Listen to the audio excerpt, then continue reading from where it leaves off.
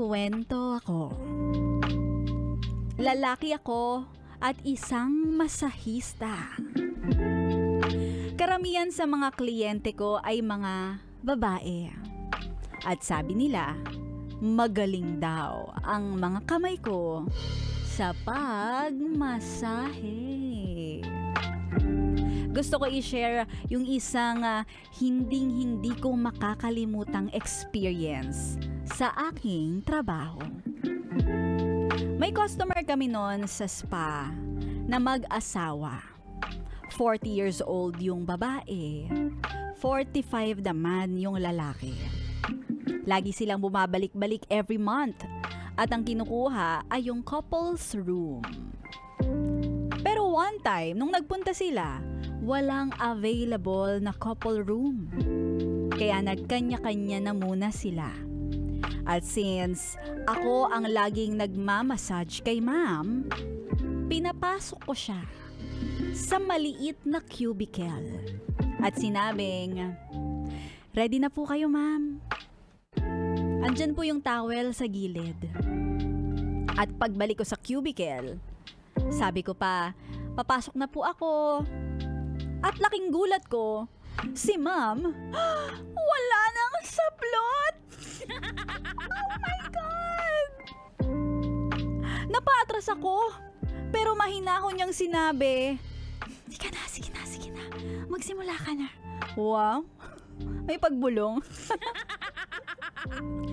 Bilang respeto sa aking customer, kinuha ko yung towel at kinover ko ang nakadapang si ma'am.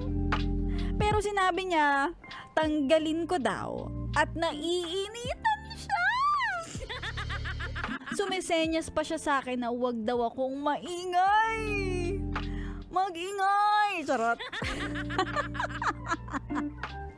Hala, hindi ko tuloy alam kung tuloy ko ba ang pagmamassage.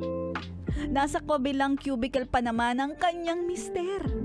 At kurtina lang ang partition ng bawat cubicle. Baka kung sumilip pa sa amin, ay kung ano pa ang isipin sa amin. Oh, baka naman wholesome din naman si sir, di ba? Baka isipin niya, okay. Sige, tuloy nyo lang yan. Ayoko naman matanggal sa trabaho. Si ma'am, tinatype pa sa cellphone yung gusto niyang sabihin sa akin. At ang nakalagay, i-massage mo ang flower ko. Hello, si ma'am. Tapos inabutan niya ako ng tumataginting na 1, 2, 3, 4. Wow, ang laki. 5,000 pesos! Grabe naman. Pero walang ganong abutan na 1, 2, 3, 4, 5. Si Maria Moreno na lang yun.